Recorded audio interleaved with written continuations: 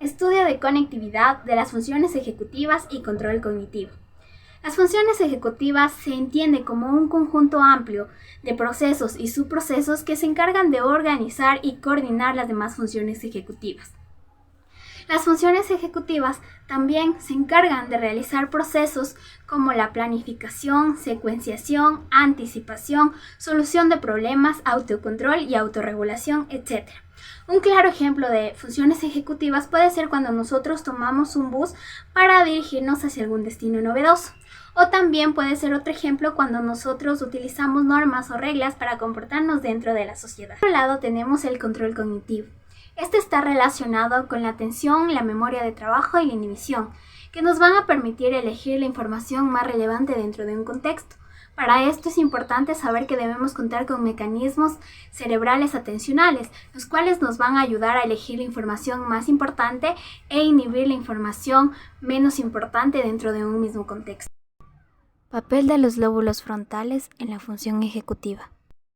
El término función ejecutiva ha estado muy vinculada con el término del lóbulo frontal.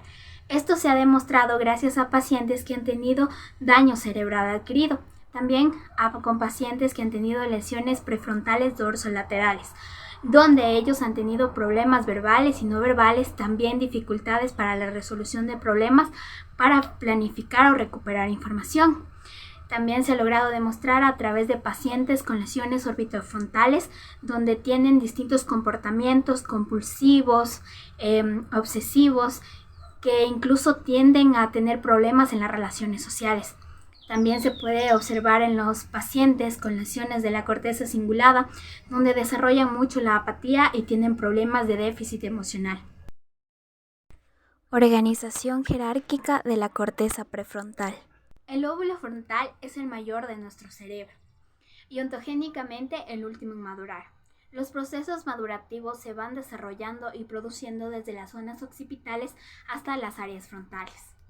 Los lóbulos frontales se encuentran en la más alta de la jerarquía de la evolución, ya que también nos han permitido obtener las capacidades que nos hacen propiamente humanos.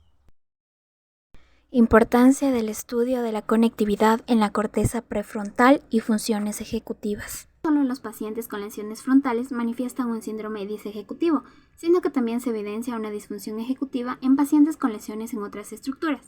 Por ejemplo, en los ganglios de la base, el globo pálido o el cerebelo, lo cual sugiere que estas estructuras también desempeñan un papel fundamental en la función ejecutiva mediando a través de circuitos, por ejemplo, como en el caso de la enfermedad de Parkinson. Como en otras áreas cognitivas, hoy en día no podemos comprender el correcto funcionamiento de la función ejecutiva, sin entender que es producto de la correcta mediación de redes cerebrales flexibles y dinámicas. Hoy ya es posible caracterizar estas redes mediante los análisis de conectividad estructural y funcional. Áreas, circuitos y redes implicadas en la función ejecutiva y el control cognitivo. Hoy en día podemos afirmar que la participación de los lóbulos frontales en la función ejecutiva es necesaria, pero insuficiente para explicar un constructo tan amplio que abarca múltiples subprocesos. En la historia de la neurociencia fue preciso conocer regiones de activación antes de llegar al estudio de las redes. En la metodología de análisis de redes es preciso definir cuáles son las regiones de interés, por lo que todo investigador que se enfrente al estudio de una red debe delimitar primero las regiones cerebrales relevantes a su estudio. Por estas razones, a continuación vamos a abordar la definición de estas áreas antes de pasar a la descripción de las redes. Áreas de activación y funciones ejecutivas. La corteza prefrontal es una región clave en la integración de la información para construir pensamientos, representaciones de pasado-futuro según nuestra experiencia. Cada función ejecutiva ha sido relacionada con áreas de activación.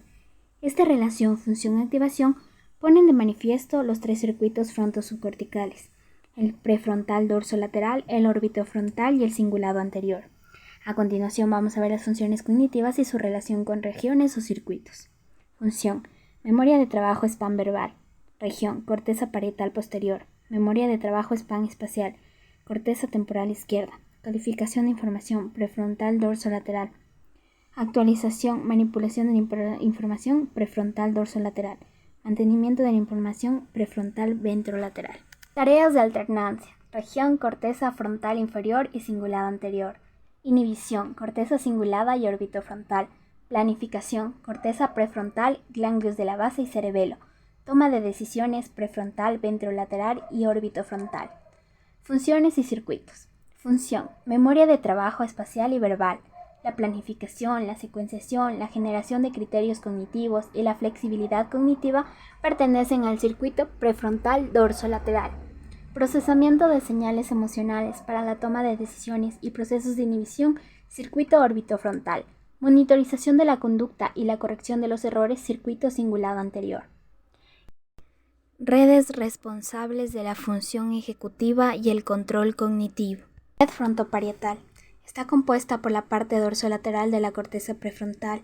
Esta red está implicada en el reajuste y el inicio de cualquier tarea, y estudios recientes han permitido una diferenciación anatómica y funcional de esta red entre sus partes dorsolateral y ventral. Red dorsolateral. Está constituida por el surco intraparietal, el lóbulo parietal superior, campo ocular frontal. Esta red es activada por la expectativa y vincula estímulos relevantes a las respuestas. Red ventral. En esta red participa la unión temporoparietal, la circunvolución frontal medial, la circunvolución supramarginal, la corteza frontal en su parte ventral, la ínsula anterior. Esta red responde junto a la red dorsal ante la presencia de elementos relevantes para la tarea. A este cambio de respuesta, que va desde la atención endógena hacia la atención exógena dirigida por los estímulos, se le denominó respuesta de reorientación. Red cíngulo opercular. Incluye la parte anterior de la corteza prefrontal, la parte anterior de la ínsula, el opérculum frontal, la parte dorsal de la corteza cingulada anterior, la parte medial superior de la corteza frontal y el tálamo. Se ha relacionado con el mantenimiento de la tarea. La corteza cingulada. En su porción anterior ha sido relacionada fundamentalmente con la detección del conflicto en tareas de flancos en strip o nabón. Cerebelo. Los análisis de conectividad sobre el control cognitivo concluyeron que el cerebelo era una estación de relevo entre la red frontoparietal y el cíngulo opercular. Un modelo de conectividad en el control cognitivo. Los estudios con resonancia magnética funcional han demostrado que cada elemento de una red se involucra en momentos diferentes de la terapia ejecutiva. Las metodologías usadas para el análisis de redes han sido fundamentalmente dos: el análisis de componentes independientes y el análisis de grafos. A partir de un metaanálisis de activaciones de resonancia magnética funcional en tareas de control cognitivo, se identificaron un conjunto de regiones implicadas de forma consistente. Se observó que las redes presentaban una organización de mundo pequeño, de acuerdo con los criterios propuestos por Watts y Strogatz, indicando una alta eficiencia en el transporte de información. Con los resultados obtenidos propusieron un modelo dual para el control cognitivo, donde decían que la red frontoparietal es la responsable del inicio y el ajuste rápido a la tarea y se activa ante información relevante. La red cíngulo opercular y el tálamo es una red estable encargada del mantenimiento de la tarea. Encontraron una red de control cognitivo que no solo implica áreas prefrontales, sino que también implican regiones frontales y parietales, hace que la neurociencia actual se pueda plantear al menos el entendimiento de la función ejecutiva más allá de la corteza prefrontal y cambiar la perspectiva que desde hace años se ha venido estudiando. Síndromes de desconexión en patologías con afectación en el control cognitivo o la función ejecutiva. Autismo. Las personas con desórdenes del espectro autista prefieren tener un espacio ordenado y estructurado. Las sorpresas, las actividades sin planificación les hacen perder su funcionalidad en el entorno. Esto se da debido a las alteraciones de la flexibilidad cognitiva que tienen. Es para ellos muy difícil pasar de un comportamiento a otro. Es por esto que se debe evaluar al paciente a través del Tri-Malkin Test, que es una valoración neuropsicológica que se apoya en 5 hipótesis. Veamos a continuación. Estas hipótesis fundamentalmente son: 1. La disminución de conectividad en el autismo se manifiesta principalmente en las conexiones de largas distancias corticales y en las conexiones subcorticales, y no es así en las conexiones de corta distancia. Segunda hipótesis. La disminución en conectividad está relacionada únicamente con las alteraciones cognitivas y sociales, y no con las sensoriales y perceptibles. Tercera. La disminución en conectividad ocurre como consecuencia de otras anomalías anatómicas, como problemas en la integración de la materia blanca. 4. El cerebro del autista es capaz de adaptarse y generar estrategias compensatorias a la disminución de la conectividad.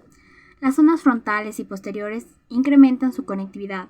Esto se manifiesta en tareas que requieren de la integración frontoparietal. 5.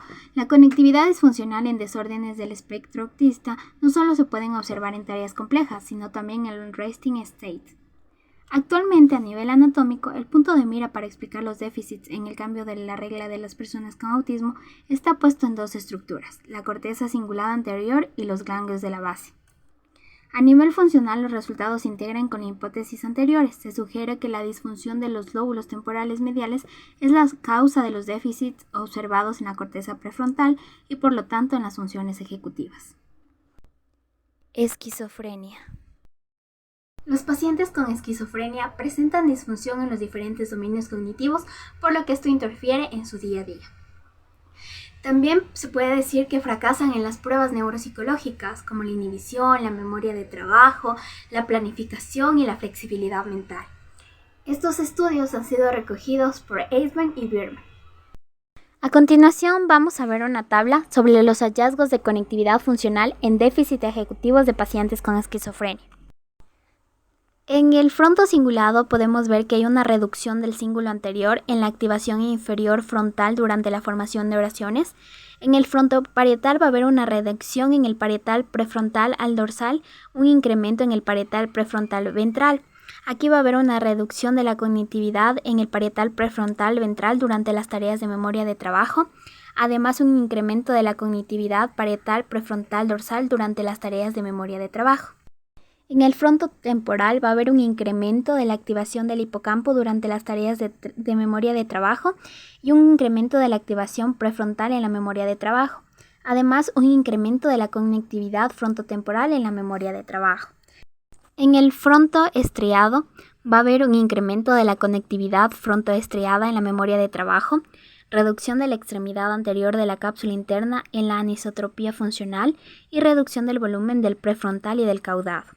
En el tálamo frontal mixtos va a haber una reducción del fascículo occipitofrontal superior en la anisotropía funcional y reducción de la extremidad anterior de la cápsula interna en la anisotropía funcional.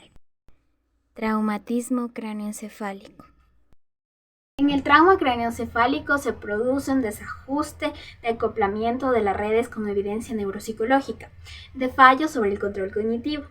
En un estudio de inhibición de pacientes con trauma cráneoencefálico se ha logrado descubrir que los síntomas dependerán de acuerdo a la localización de la lesión, al igual que las secuelas futuras que pueda tener dicho paciente. Conclusiones. La neurociencia actual ha evolucionado dando una explicación a la función ejecutiva en términos de redes y conectividad. Ha conseguido llegar más lejos de la descripción tradicional de activación-función o de la lesión-patología. Esta nueva visión nos ha abierto el concepto de función ejecutiva mucho más allá de los lóbulos frontales y la corteza dorsolateral. A nivel clínico, este nuevo conocimiento debe ayudar a desarrollar medidas más ecológicas de evaluación y a diseñar programas de rehabilitación para guiar el entrenamiento y reducir el profundo impacto que el déficit ejecutivo tiene sobre la vida cotidiana de una persona.